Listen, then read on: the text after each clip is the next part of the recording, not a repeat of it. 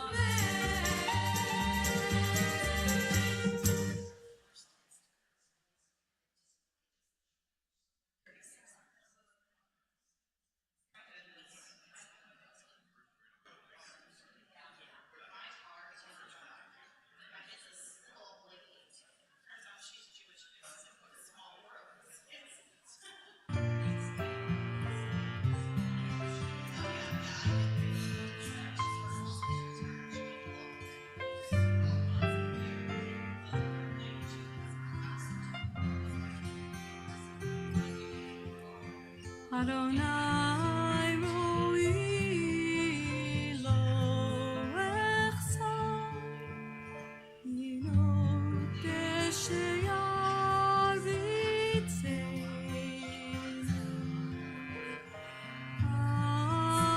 alemei menuchot yenaleini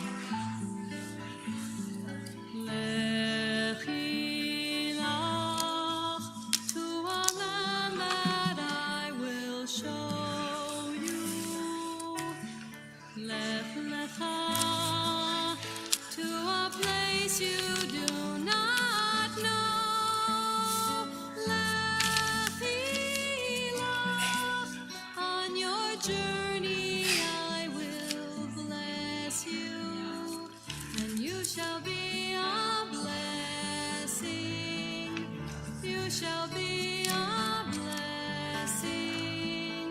You shall be a blessing.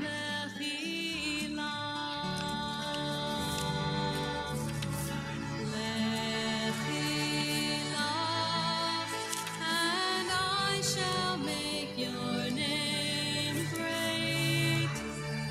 Lech lecha, and all shall praise your name.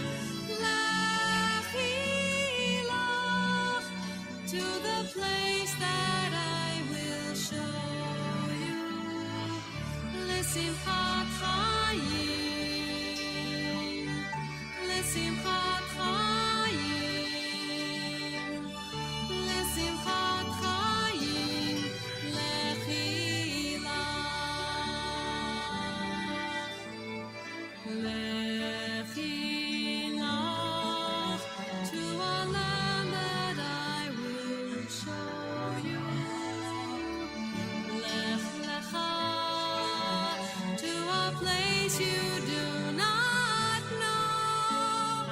Lech ilach, on your journey I will bless you, and you shall be a blessing.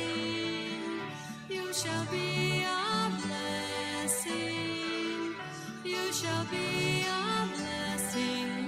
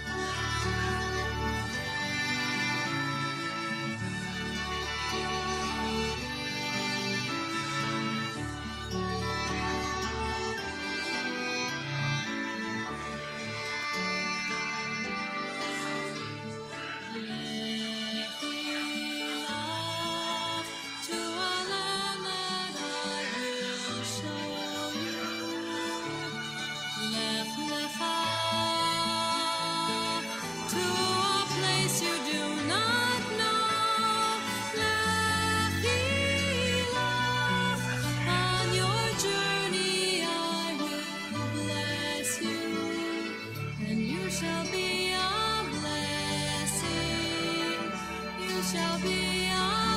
blessing. You shall be a blessing. Lech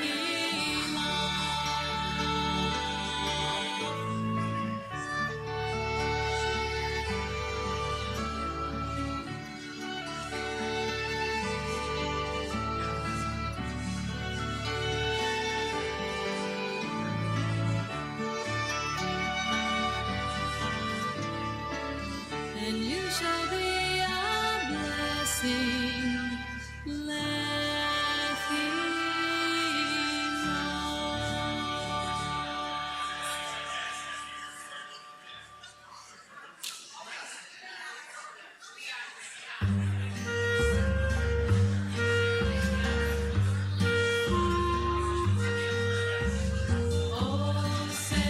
Shalom, Bimroma.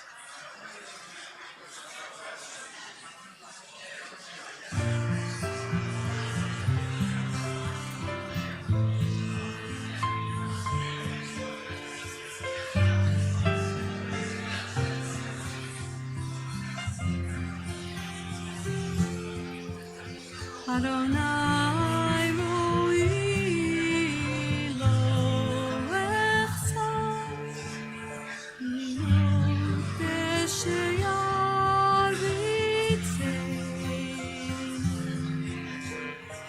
על ימי מנוחות ינעלני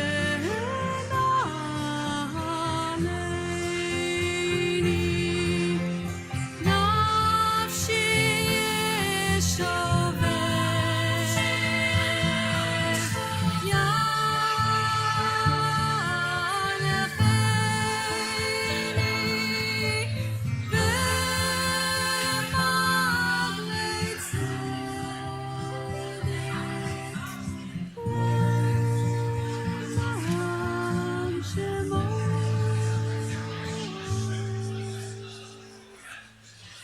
גם כי אלך בקיצר מוות לא אירא כי אתה עמדי שבטך ומשענתך ימלא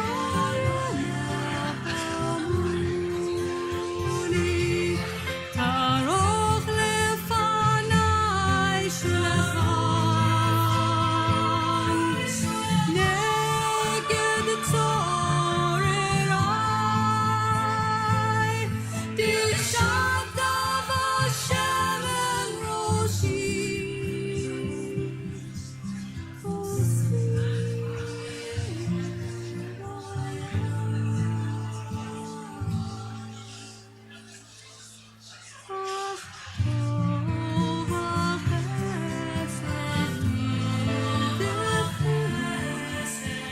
כל ימי חיי ישבתי בבית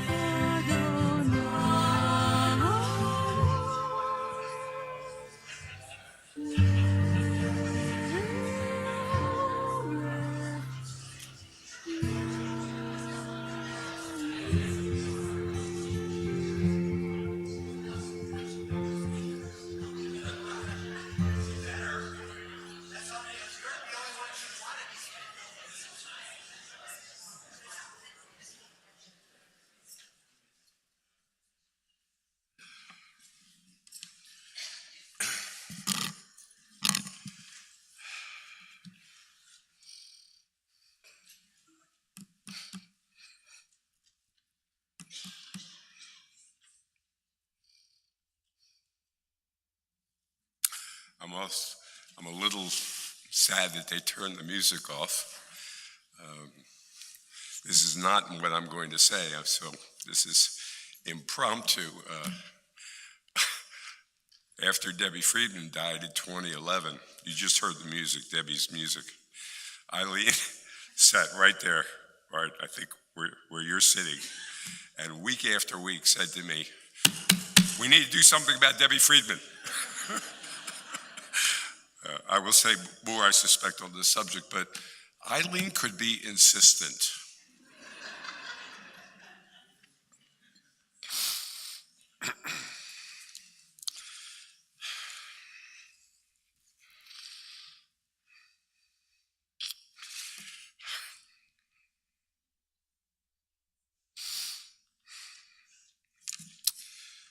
In the rising of the sun and its going down, we remember them. In the blowing of the wind and in the chill of winter, we remember them. In the opening of buds and the rebirth of spring, we remember them. In the rustling of leaves and in the beauty of autumn, we remember them. In the beginning of the year and when it ends, we remember them. When we are weary and in need of strength, we remember them. When we are lost and sick at heart, we remember them. When we have joys we yearn to share, we remember them. So long as we live, they too shall live, for they are now part of us as we remember them. These words are from the Jewish sage known in our tradition as Ben Sirach and in Christian tradition as Ecclesiasticus. Do not fear death, we are destined to die. We share it with all who ever lived and with all who ever will be. Bewail the dead, do not hide your grief, do not restrain your mourning. But remember that continuing sorrow is worse than death. When the dead are at rest, let their memory rest, and be consoled when the soul departs. Death is better than a life of pain, eternal rest better than constant sickness. Seek not to understand what is too difficult for you. Search not for what is hidden from you. Be not overoccupied with what is beyond you, for you have been shown more than you can understand. As a drop of water in the sea, as a grain of sand on the shore, are a person's few days when measured in eternity. The good things in life last for limited days, but a good name endures forever.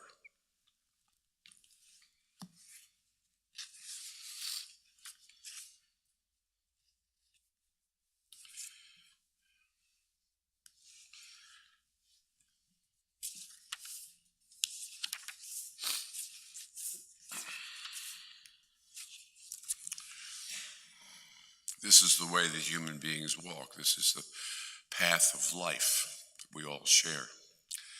And in contemplating this, the most frequently used words are the words from the 23rd Psalm. If it happens that you're familiar with it and would like to recite with me, please do. It's on the handout if you have a copy. The Lord is my shepherd, I shall not want. He makes me lie down in green pastures. He leads me beside the still waters. He restores my soul. He guides me in straight paths for his name's sake. Yea, though I walk through the valley of the shadow of death, I fear no evil, for you are with me. Your rod and your staff, they comfort me. You prepare a table before me in the presence of my enemies. You have anointed my head with oil. My cup overflows. Surely goodness and mercy shall follow me all the days of my life, and I shall dwell in the house of the Lord forever.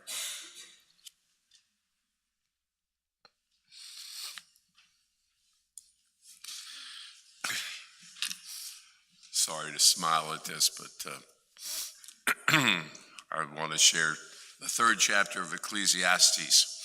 And I can never share it particularly today, I suppose, because I know Eileen would smile that most of us are familiar with this because of a group known as the Birds. If you don't know who the Birds are, we're sorry. For everything there is a season, a time for every experience under heaven, a time to be born and a time to die. A time to plant and a time to uproot what is planted, a time to weep and a time to laugh, a time to tear down and a time to build up, a time to grieve and a time to dance, a time to throw stones and a time to gather stones, a time to embrace and a time to refrain from embracing, a time to seek and a time to lose, a time to keep and a time to discard, a time to tear and a time to sow, a time to keep silence and a time to speak. I want to call on Eileen's son, Paul, and then son-in-law, son, Art, and daughter, Steffi, to say a few words in Mom's memory.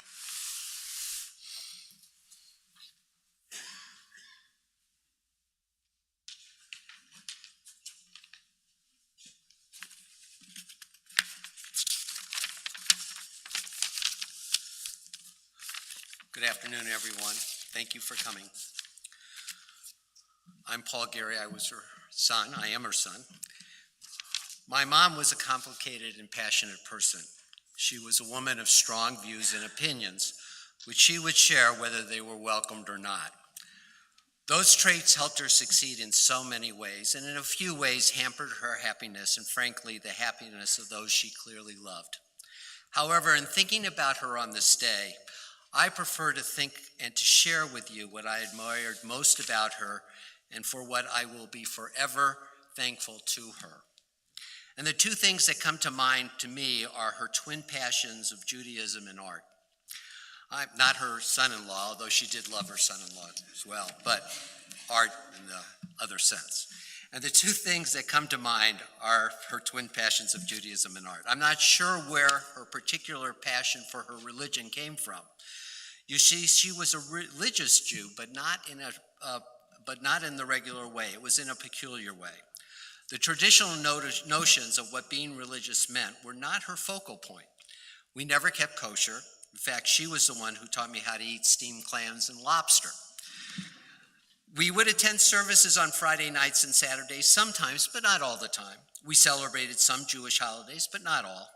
No, she was religious because she was a vital force in making sure that in Kansas City, Judaism was a religion where a woman had a place at the table. There would be no balconies for Eileen Garry. I didn't think I would cry. She would sit in the front row on the bima in the rooms where it happened in Kansas City Judaism. She would be a leader in Jewish Federation at her synagogue, and in the end, when she thought necessary to bring into existence a whole new temple where all would be welcome and all would be equal, this one. It was that notion of equality that was the guiding light of Eileen Garry's Judaism. Surprised. And for this, I will always be personally and profoundly grateful, because for me, Eileen Garry was my teacher and my earliest reckoning that because for me, Eileen Garry was my teacher, and from my earliest reckoning that each person had worth, that each person was deserving of respect.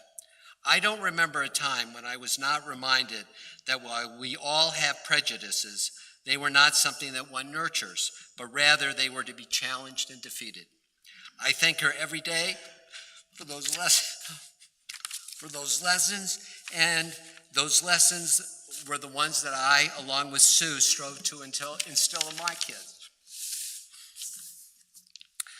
My mom's love of art was also something she passed on to me, for which I will always be grateful. But theater, music, and most importantly, the visual arts were not only her playground, but were also a place where she again said, why not a woman? So she inserted herself into the Kansas City art world, meeting and working with a whole new group of people. She embraced art, and in her 70s and 80s, when many were sitting back and relaxing in their later years, she was energetically raising money for the arts, as only she could, and bringing new audiences to new and exciting artists. Her passion again inspired me and fueled my desire to learn more, experience more, and to appreciate more. And again, exposing me and reminding me to not only accept, but to embrace talent in whatever human form it comes. My mom was not perfect by any means. We had our issues, but what I will remember is her passions, because those passions made Kansas City a better place and made me a better person for myself, my wife, and my kids. I love you, Mom.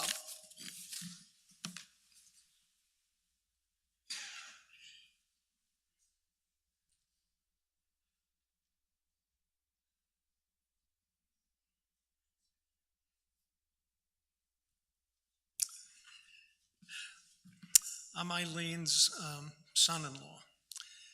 And as she would often remind me, since I'm not blood, I will keep my comments very short. There was a difference between being blood or being an in-law. But I have nothing but good things to remember about Eileen because, as Paul said, she was a passionate lady. So I'll just say this. She loved being a New Yorker. She loved Kansas City. She loved her community, she loved her religion, she loved her art. She especially loved her children.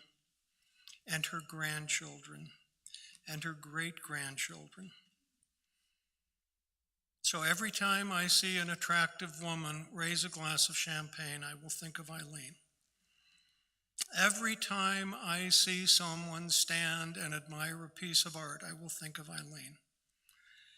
Every time I kiss my wife goodnight, I won't think of Eileen.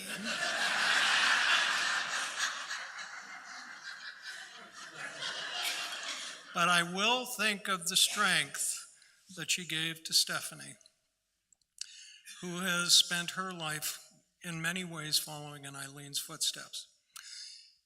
So, Eileen, we miss you. We will always miss you. We love you.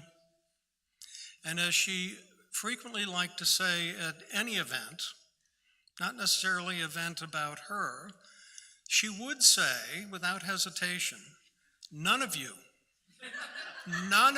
would be here today if it weren't for me, Eileen. Eileen, you got it right. None of us would be here today if it wasn't for you. And we love you.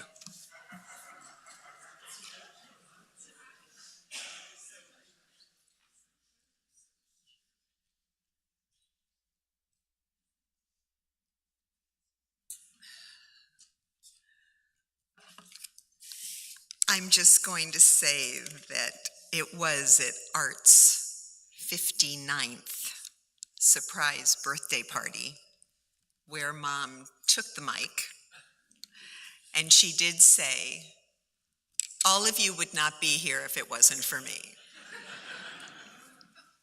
I'm happy you said that.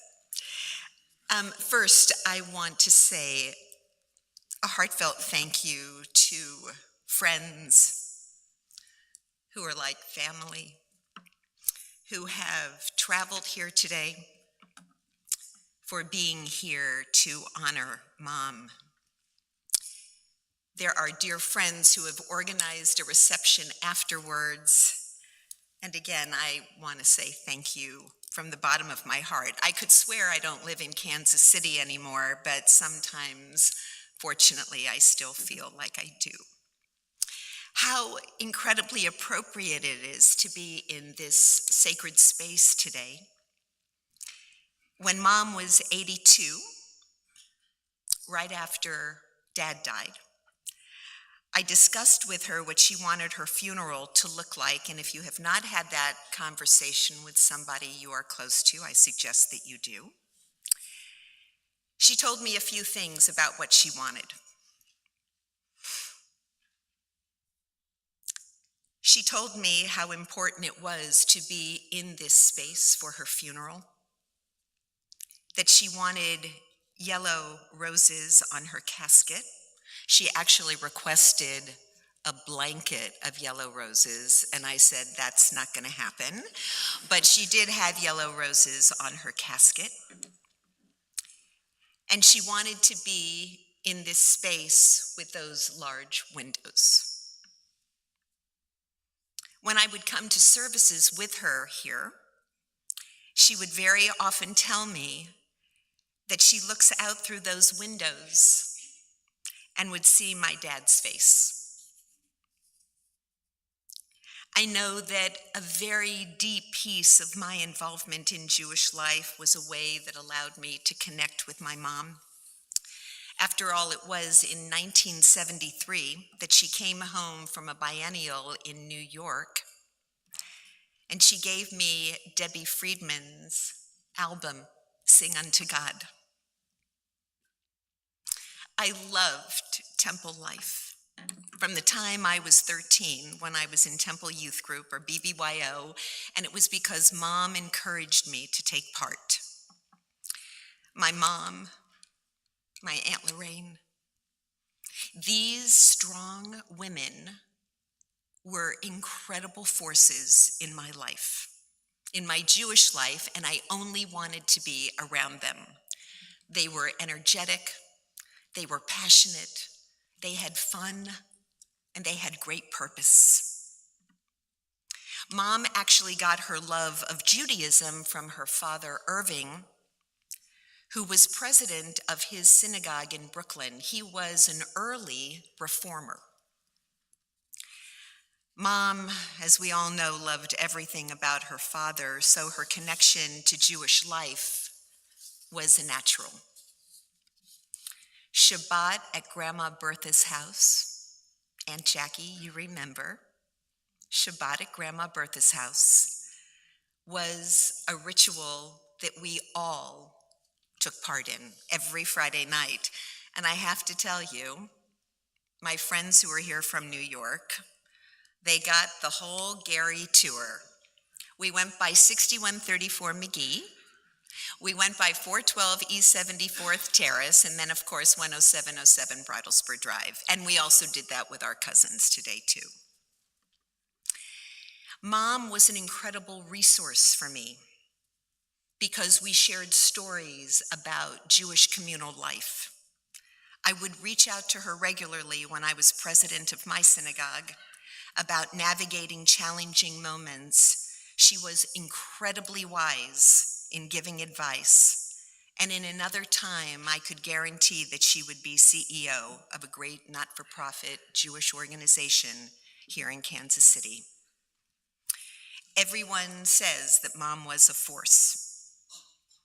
And as I stood on this bima several years ago speaking about my dad, I talked about how we as parents learn from our parents as to how we parent. We learn how we don't want to parent. We learn how we do. And while Mom was always fiercely independent, I chose to take the positive from her. Her loyalty to family was far-reaching. It was always important to Mom that we were connected to our New York cousins and her New York family, and to this day, her nieces and nephews, while they will tell you she was one challenging aunt, they loved her. Her commitment to social justice and Jewish life was unwavering. Her sense of giving back was instilled in me from a young age. And yes, Mom loved being a native New Yorker and would jump at every opportunity to tell people she was just that. My very frequent trips to Kansas City allowed me to spend lots and lots of time with Mom. And just 6 years ago, I made notes about things we discussed. We talked about how difficult it is to age. She told me she longed to still drive a car. She told me she would give anything to be able to run an errand with speed and confidence in her step, and how challenging it can be just to sometimes get up in the morning. One of her fondest memories was her wedding at the Waldorf Astoria in New York, and then, of course, seeing grandchildren and great-grandchildren born was an amazing gift. I am blessed to have had wonderful role models in my life. My grandmothers, my Aunt June. I would consider Mom to be high in that category. Strong-willed, driven by a moral compass, even though I didn't always agree with her direction, and headstrong. She did have a deep love for family, and I so admired her taking her job at the Epstein Gallery in her mid-60s. Kent, Marcus, you were partners with her, and you were incredible gifts to her. The art world shifted because of Eileen Garry, and what a blessing it was to see her on her 90th birthday at a magnificent party where she allowed her birthday to be used as a fundraiser for the gallery. She loved my husband, my son, and I'm so happy, Mark, that you said the prayer, "We remember them," because as she said to me, promise that will be said at my funeral. Thank you.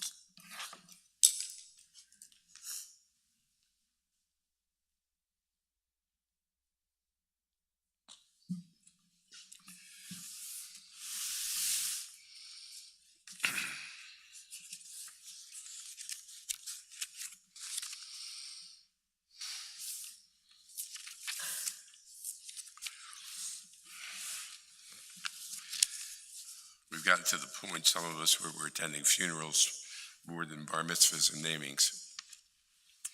This is probably often recited, but it reminds me of Eileen.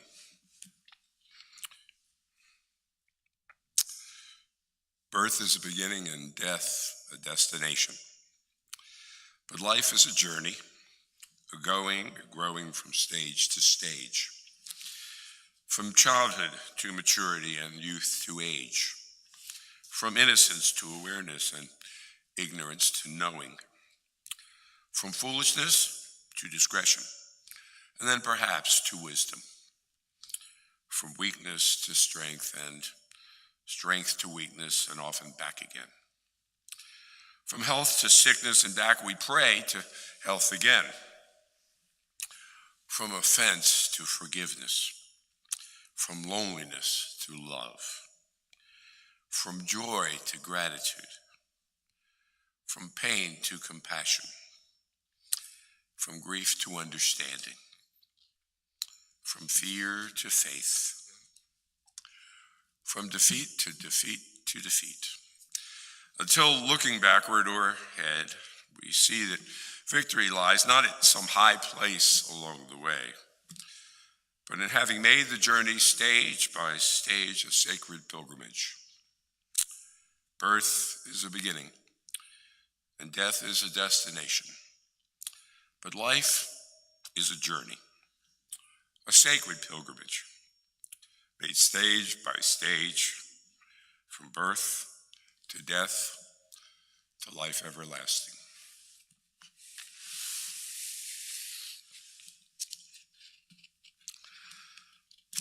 Paul spoke of his mother's forceful personality, her love for Judaism and for art.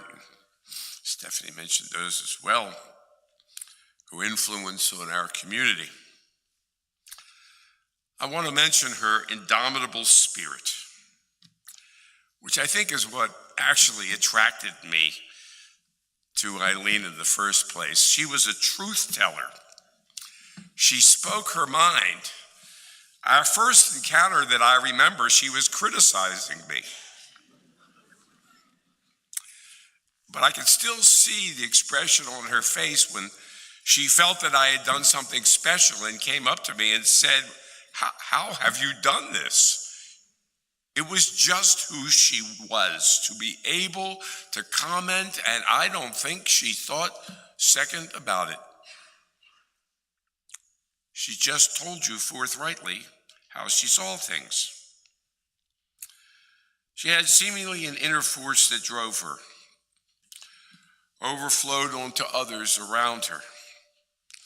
Marshall, Oliver Sholem, Josh, Paul, Stephanie, Rana, Susan, Art, B'nai Yehuda, Beth Torah, all the founders, the 20 families that founded this congregation, the Epstein Art Gallery at Village Shalom, and many of those she encountered along the way in all of those places. And I must tell you, if I make it to 98 and this many people are in this sanctuary, I consider myself to be very gratified.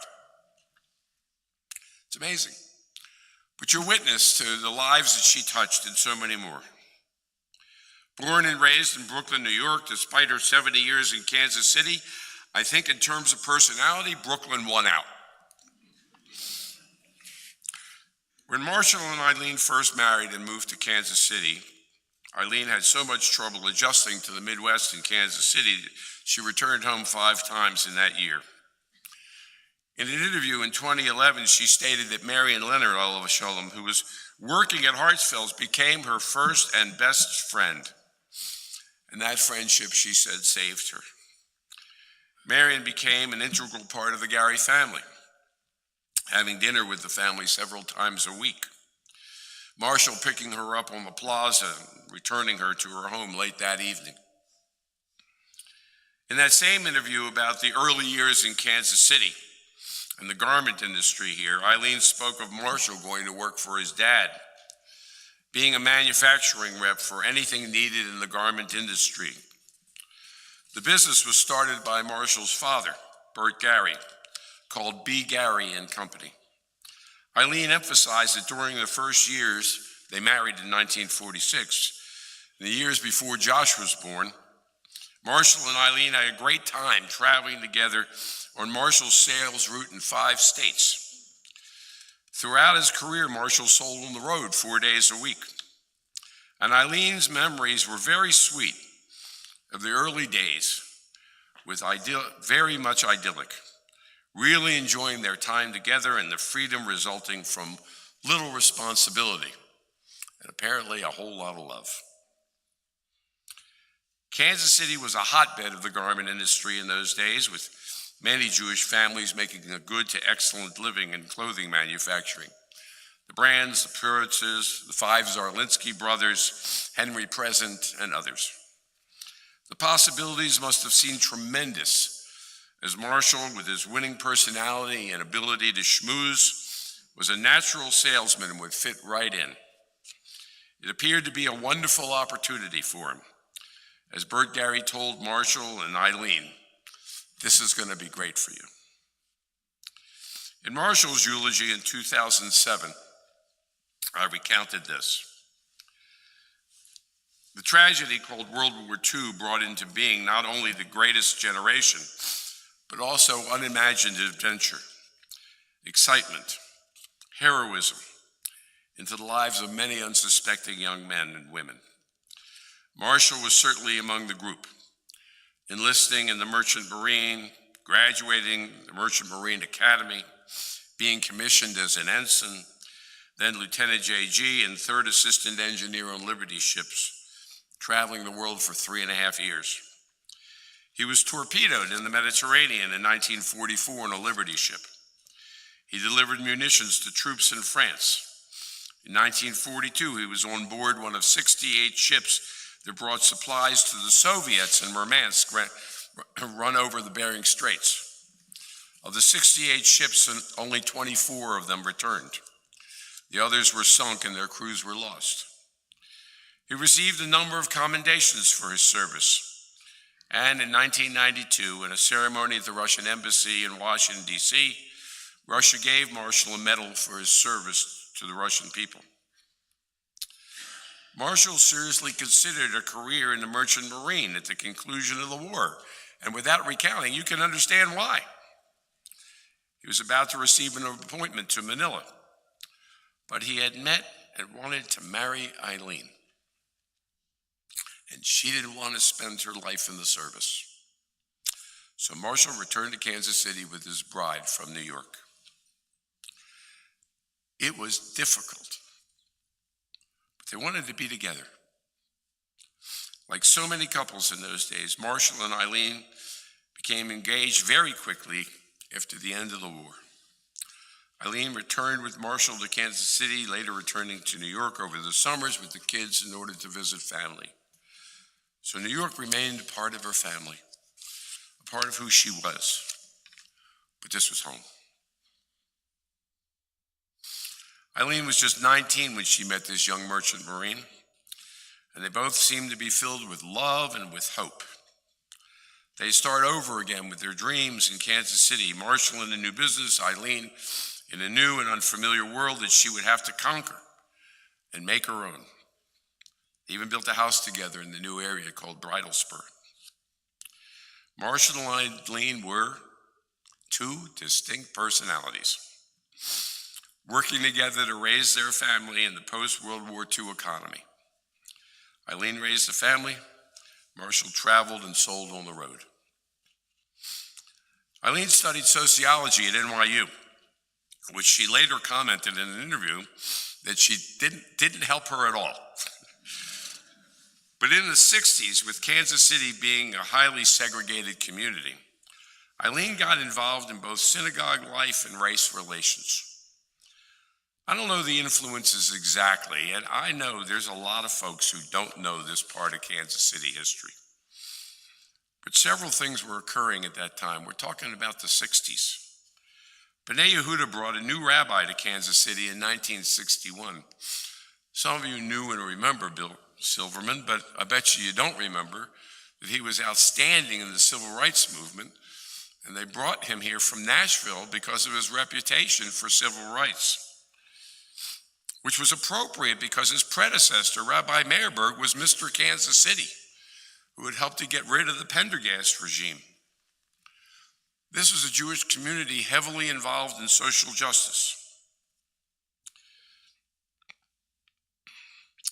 Elements of the Jewish community were involved in civil rights.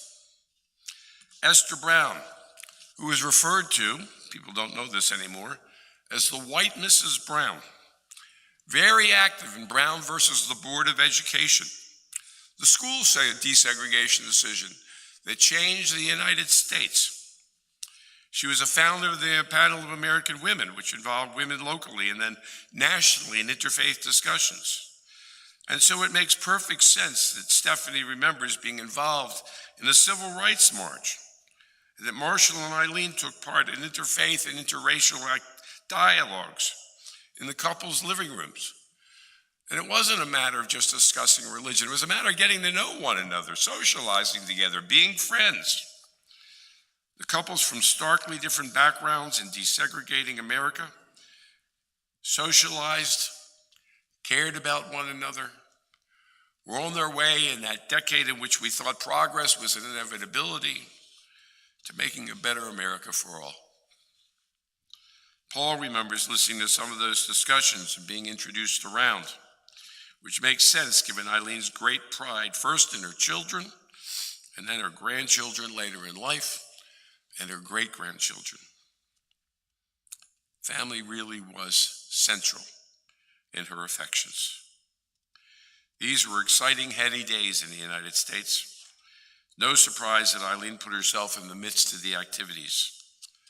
Of course, much of this interfaith and interracial activity died with two major events: the assassination of Dr. King in 1968, and a year earlier, the Six-Day War, 1967, June 67 in Israel, changed the direction of where interracial activities and Jewish activities were headed. When I moved to Kansas City as assistant rabbi at B'nai Yehuda in 1976, I was told that 3 women had great influence in the activities of the congregation and ran a lot of the congregation's functions. I may have been told to be respectful. Lorraine Stiffelman, Garry, Eileen, Garry, and Sandy Zarlinski. Indeed, Eileen was serving on the board in those years, was a past president of the Temple Sisterhood, and a strong presence in the congregation. Now, those were the days when sisterhoods ran things. They were responsible for much of the life of the congregation and the community.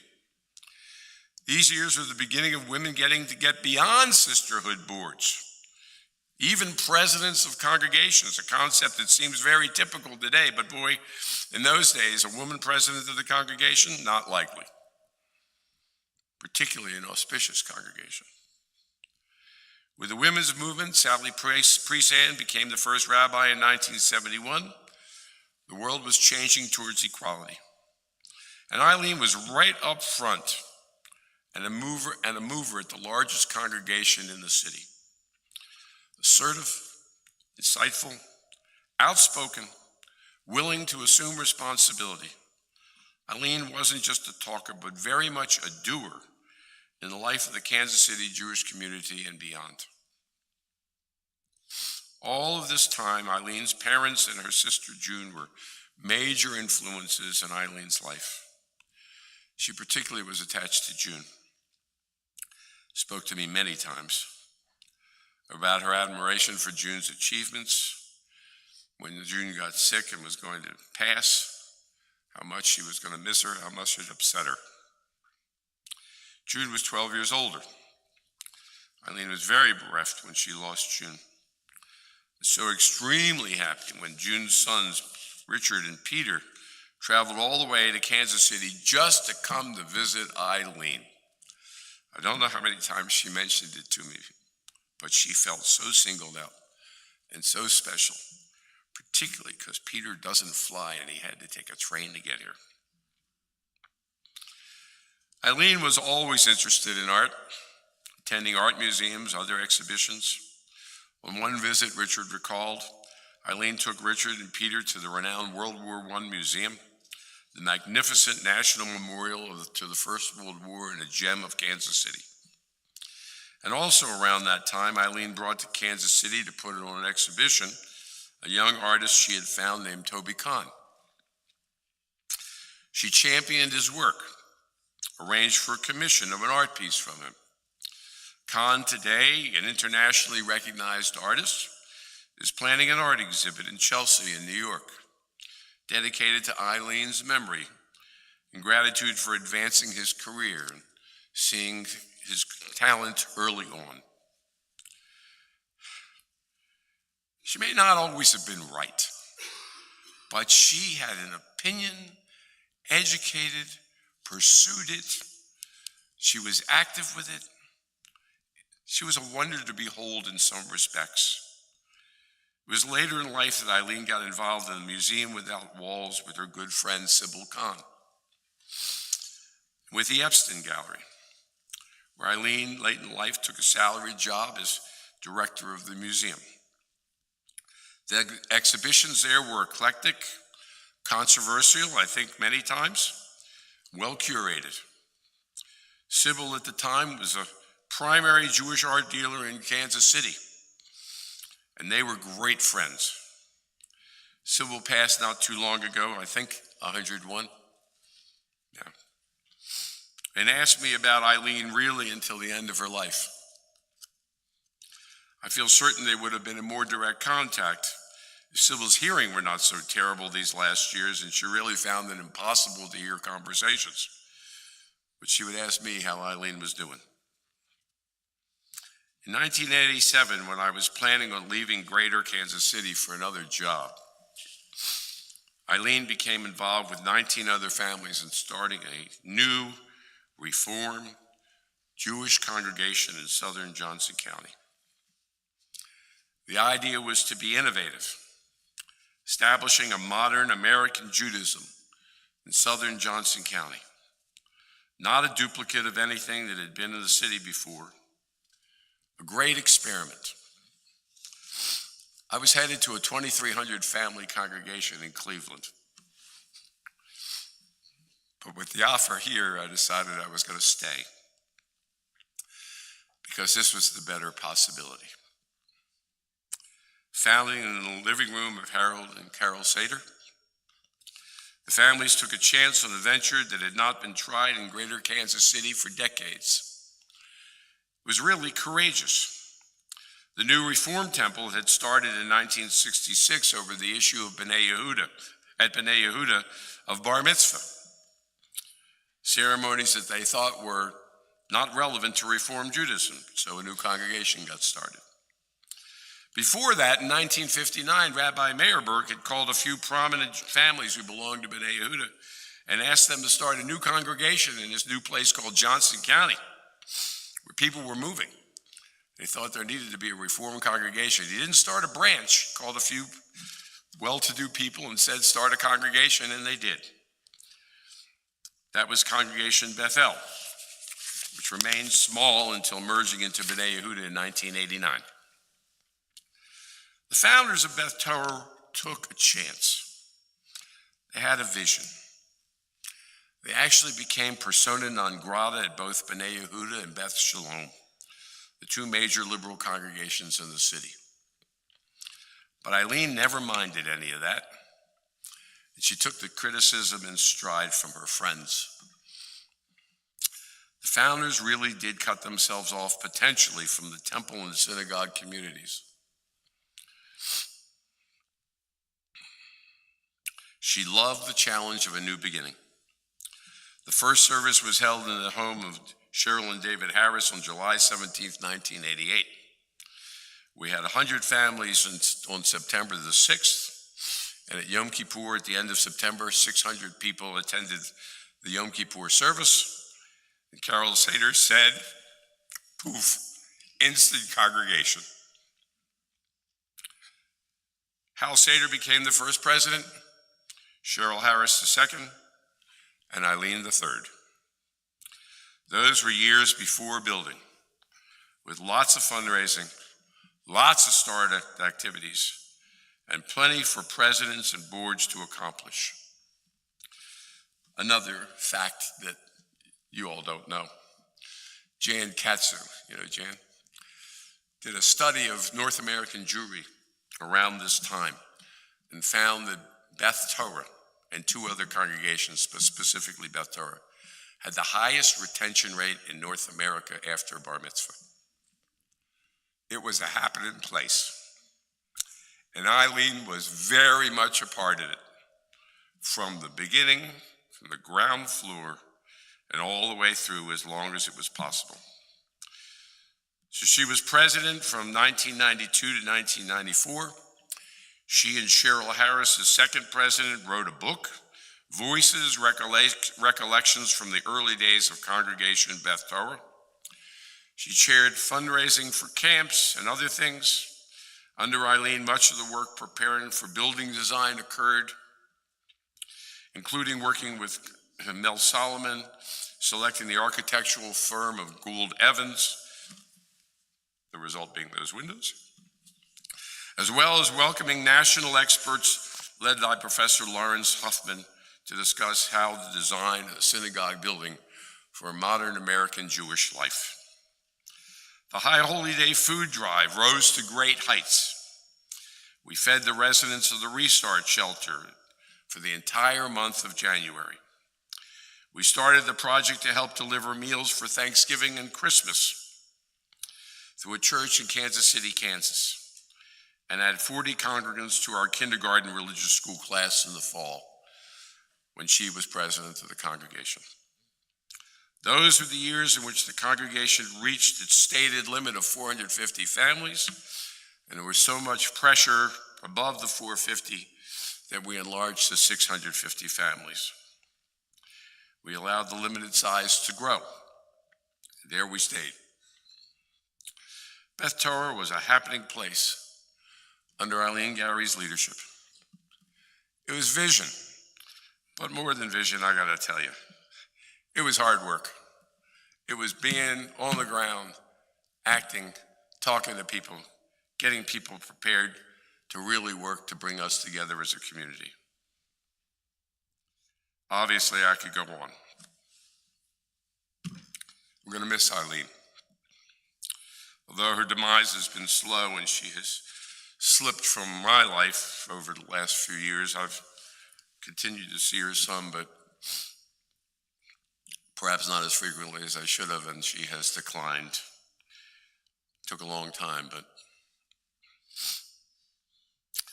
Stephanie and Paul really have been mainstays, as well as a few friends who visited and kept Eileen in touch with the world. Eileen thrived on knowing about her children and her grandchildren and her great-grandchildren. And even though every time I said to her, "Did you talk to Steffi this morning?" she said no, when I knew darn well she had spoken to Steffi in the morning. It was okay.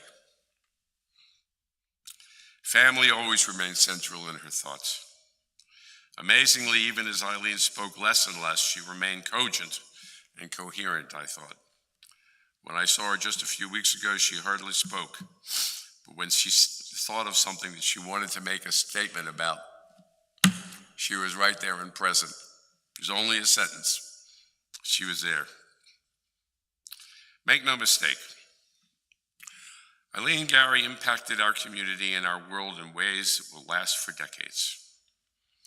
She's touched thousands of lives. Her love of Judaism, her institution building, her forthrightness and vision leave a lasting mark and a blessing for her family and for the Jewish people. Josh and Rana, Paul and Susan, Steffi and Art, Ben, Zach, Aaron, Michael, David, all the great-grandchildren. May you share the blessing of your mother and mother-in-law. Leave out Leslie. Sorry, Leslie.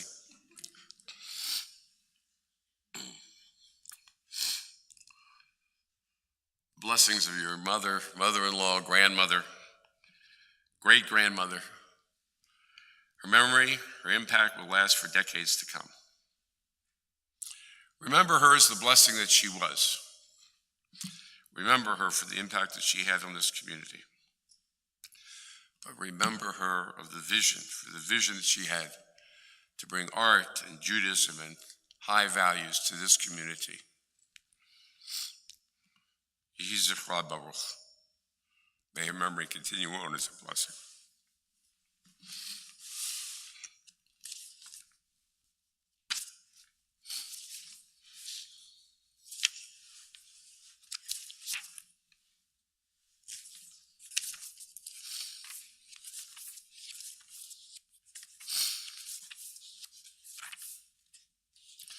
God, what are we? Did you have regard for us? What are we, O God, that you are mindful of us? We are like a breath. Our days are as a passing shadow. We come and go like grass, which in the morning shoots up renewed and in the evening fades and withers. You cause us to revert to dust, saying, return, O mortal creatures. Would that we were wise, that we understood whither we are going. For when we die, we carry nothing away. Our glory does not accompany us. Mark the wholehearted and behold the upright, for they shall have peace, God. You redeem the soul of your servants. None who trust in you shall be desolate.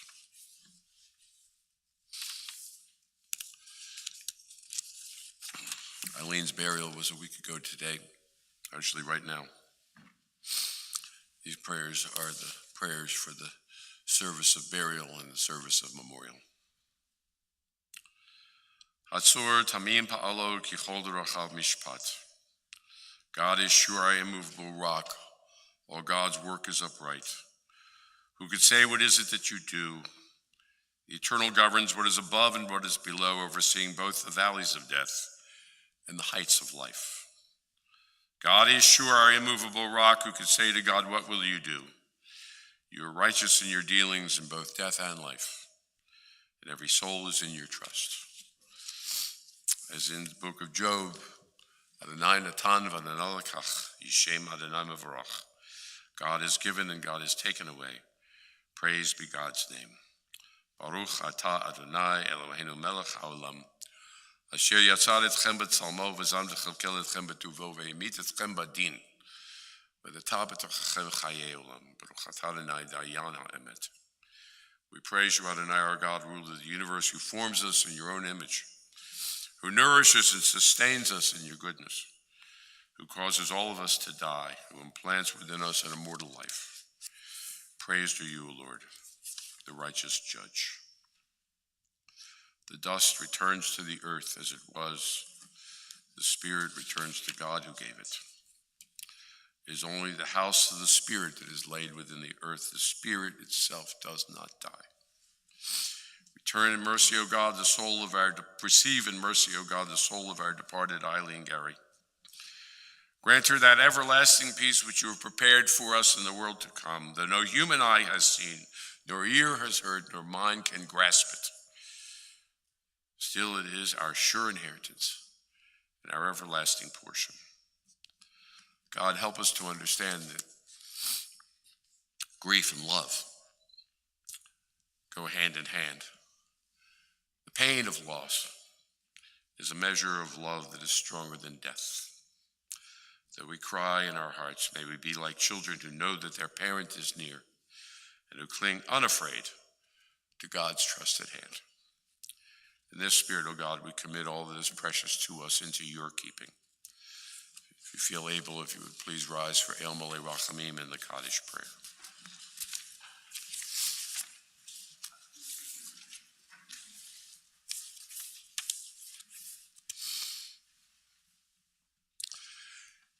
El Male Rachamim Shochein Bamromim.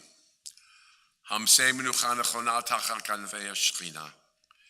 Im Kedoshim V'Tohurim Kezohar HaRaki Ma'asirim. Et Nishmat Chayefegel Bat Yitzchak V'Sara Shalcha L'Olama. Baal HaRachamim Yastareha B'Seitz Kenafecha L'Olamim. V'Yitzror B'Tzror Chaim Et Nishmata. Adonai Hu Nachlata V'Tanuach V'Shalom HaMishkava V'Nomar. Amen.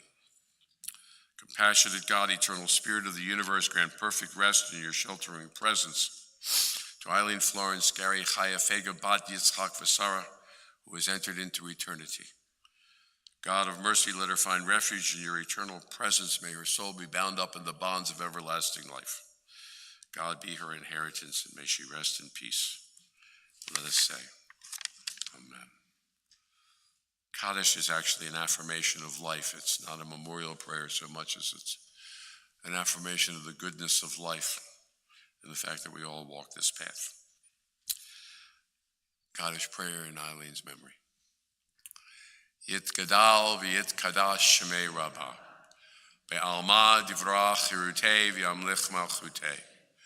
B'chayechon v'yomechon v'chayei d'chol beit Yisrael. V'agala uvizman kariv v'imru. Amen. Yehei shemei rabbah mevorach le'olam olomei olmaya. Yit barach v'yishtabach. Yit ba'ar v'yitrumam v'yitnasei. V'yitadar, v'yitalev, v'yitalal, shemei, dekudasha, b'richu. Le'ela min kol birchata v'shirata, tushbechata v'nechemata, da'amiran v'alma v'imru amen. Yehei shalama rabba min shemai v'chayim aleinu, v'al kol Yisrael v'imru amen. Oseh shalom b'imromav, u'ya'aseh shalom, aleinu v'al kol Yisrael. May the source of peace send peace to those who mourn. Give comfort to all who are bereaved. We say, Amen. Our service is complete. You may go in peace.